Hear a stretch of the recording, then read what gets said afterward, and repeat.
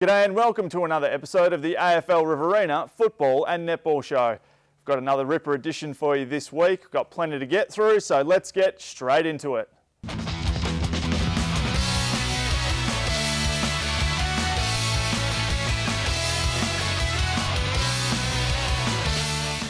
First up, I'm joined by Afl Riverina Football Operations Coordinator Tom Walker to discuss the Southwest Junior Grand Finals this Sunday. Tom, thanks for joining us. No worries. We might start with the junior football. We've got the under-11s grand final between Ganmain and Narrandera. What are your thoughts there? Ganmain are lucky to get in there. They've won two final games in really close fashion. They've been wonderful. But Narrandera, they're by far the best team. They're undefeated. They've got some really good juniors in that team. They'll be very hard to beat come Sunday. The under-13s, I've got Leighton Witten versus Griffith. Just talk us through that game. Griffith and Leighton, they've had some really close games all year. I think it's one each. There's nothing in between them. I think they played in the under-11s grand final as well a couple of years ago. I think it was a kick after the siren that won that game. I expect it's the same again. Very close game. I think Leighton. We're going Leighton there. We'll go Leighton. And the under-15s, we've got Narrandera appearing again. This time they take on the Northern Jets. This one going to be close? It might be a little bit one-sided. Northern Jets 2 weeks ago in the first semi-final beat them by 99 points. Narrandera had a great win against Leighton last week. They'll be competitive. Northern Jets are missing their best player in Mitch Guire. Should be close, but I think Jets will get a lot of confidence out of the game 2 weeks ago. Now that's the footy taken care of. There's also some huge grand finals here with the netball. Again, we'll start with the under-11s. We've got a bit of a Griffith game here, Griffith v Griffith. Just what are your feelings on this one? It's really great for Griffith to have both teams in the competition. Karen Conlon, coach of Griffith Swans, has done a wonderful job. I think they made the grand finals last year as well. They'll be hard to beat. They were first in the semis from the semi-finals.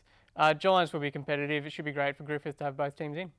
Onto the under-13s. Northern Jets feature here, taking on Narrandera. Just talk us through a bit of the form of these two teams and how you feel this game's going to go.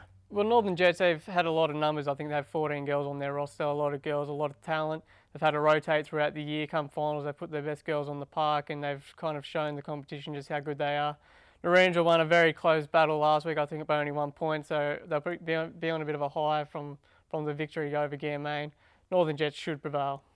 And of course, we've got the under-15s netball as well. Plenty of talk about this big game. Temora feature here, and they're taking on Colliamberley. What are your thoughts on this game? Yeah, the two best teams all year. They've been well on top all year.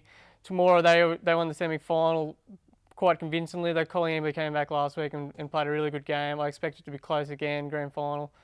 Should be interesting, but Temora, just on form, should probably get over the top of Collie. There you have it, folks. The expert analysis from Afl Riverina Footy Ops Coordinator Tom Walker. Best of luck to all the teams, the footy teams and the netball teams in the Southwest Junior Grand Finals. Hope your team gets up this Sunday.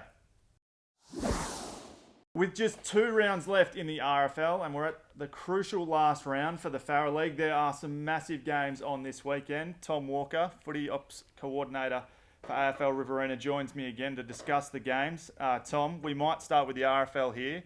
Second last round of the year. We'll start with probably the match of the round, Colin Gully versus Mango. Mark Geppert just bagging goals left, right and centre here. Brad Aitken there as well. Gully, Mango, had a good win over Tigers last week. Just wondering your thoughts, which way this one's going to go. Yeah, it's a big game for Mango Football Club. They showed up against Tigers last week that they can match it with the best teams. Colin Gully have been finalists for a number of years now, very experienced. Colin Gully not so. So it'll be interesting to see how they respond after the Tigers game, if they can do it 2 weeks in a row and cause an upset. Colin Gully will be coming off the bye, they'll be fresh, they'll be ready. Should be a really great game. Hopefully Mark Geppert doesn't kick too many. What are we going with there? Who are we going with? I think Colin Gully, just because they're at home, they're a good club. Mango, I'm not too sure if they can do it 2 weeks in a row, but they'll be primed. Bit of a test for Mango, just to again see where they're at coming into finals. We move on to Leighton versus Coolaman. Perhaps looks a little one-sided this one. Coolaman obviously yet to be defeated this season. The midfield just been on fire the last couple of weeks with Chamberlain and Fixter. Just your feelings here. Can Leighton maybe make this close? At home, absolutely. Leighton Witten, a very, very good team at home. Coolaman on the road after last week. It was a pretty tough game. I thought last week they had to battle through right to the end. They didn't really finish off the game, Coolaman. So Matt Hardwood wanted a 4-quarter effort from Coolaman. Should be a bit too good for Leighton, but I wouldn't write them off. Now we move on to Narrandera versus the Wagga Tigers. Poor old Narrandera coming off another heavy loss out at Ganmain. The Tigers also coming off a bit of a loss. It'll be interesting to see how the boys bounce back in this game. What are your thoughts here? Yeah, it's not good for Narrandera that Tigers lost last week. They'll want to come back fit and firing at Narrandera. They'll want to have a good win. Tom Powell will have the boys ready to go. I think Narrandera at home will be competitive, but Tigers, just because they lost last week, they'll be fired up and they'll be ready to go. Tigers should probably win that. And Narrandera have the bye in the last round, so this is their last game for the season. Yeah, so James Rice, he's been coach for them, the premiership winning coach last year. Speculation whether or not he'll go around again, I'm not too sure what's happening around that, but they'll want to come out and play a big game for the club last round. Hopefully the Eagles can finish their season on a positive note. The final game for the RFL is Griffith versus Ganmain. We spoke about Griffith. They put in an admirable performance without getting the points against Coolaman last week. Ganmain just ruthless against Narrandera, really hitting top form at the right time of year. Yeah, Ganmain were very good last week. They won by a big margin over Narrandera. They'll be very hard to beat, but again, Griffith at home, they'll be okay. They should get a lot of confidence out of what they did last week against Coolaman. But Ganmain, they're pretty fired up and they'll be ready to go, I think. We just touch on Ganmain's midfield at the moment. They've got Colhagen, Kotzer, Steele. You throw in Rankin into the mix and suddenly that midfield looks as good as anyone's in the competition. You would think if Griffith are to be, close within this game, they'd probably need to close a few of those boys down. Yeah, Guy Watton will need a big game. Mick Duncan, Toscan as well.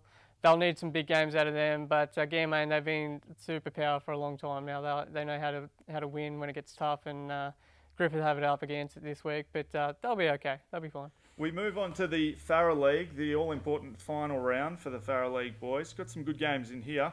We kick things off with Temora versus Colliamberley. Temora obviously they're finals bound and would be looking to really hit their peak form this week and over the next couple of weeks, obviously. Colliamberley, any chance we can get a close result here?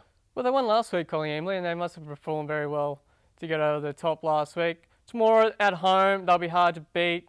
They were very impressive against Mara last week. They were headed by Mara at three-quarter time, but too much class in the end. Scotty Blackwell kicked 7 goals. I think he's one of the best players in the competition, bouncing back to form before finals.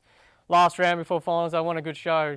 They want to get stuck into Colliamberley. So I think Temora, a week before finals, will be very hard to beat. We move on to what shapes as probably, most likely, the match of the round in the Farah League for this round. East Wagga Coringal currently sit in 4th, taking on the Northern Jets in 3rd. Again, a bit like Temora, both these teams would like to have their full roster hitting the park and playing their best footy. Home game for the Hawks here against the Jets. Who do we like? I saw East Wagga played Mara a couple of weeks ago at home. At home, they're very, very good. They really step up to the plate. Northern Jets, they've been really impressive the last couple of weeks. I thought they must have been very good last week against the Rock. 2 weeks before that, they played a really good 4-quarter effort against North Wagga. I think Jamie Grinnell's pretty happy with where they're sitting, but this is a big test for the club, East Wagga at home. I think Jets can win if they can produce what they did last week against the Rock. We move on to the North Wagga Saints versus Mara. North Wagga a bit up and down. We've seen what they can do against Temora a couple of weeks ago. Probably need to produce that again this week. However, they are at home and their form at home hasn't been too bad. They're up against the Bombers. Mara, how do we see that one panning out? I think historically North Wagga do quite well against Mara at home, so they'll feel confident. Nathan Dowdle will have the boys primed. Mara, they were very good for 3 quarters against Temora. I think Clinton Taylor will be disappointed how they dropped off. So he won a 4-quarter effort a week before finals. Should be a big game. I'll probably tip North Wagga just because they're at home. They beat Temora at home. Who's to say they can't beat Mara? We're going the Saints on that one. I'll go the Saints. Why not? A bit of an upset. Sure. And the final game of the round is the Rock, Huron Creek, taking on the CSU Bush Pigs. The Rock, Huron Creek, their forward line just looks as impressive as any going around in the comp with the likes of Webb and Ward, etc.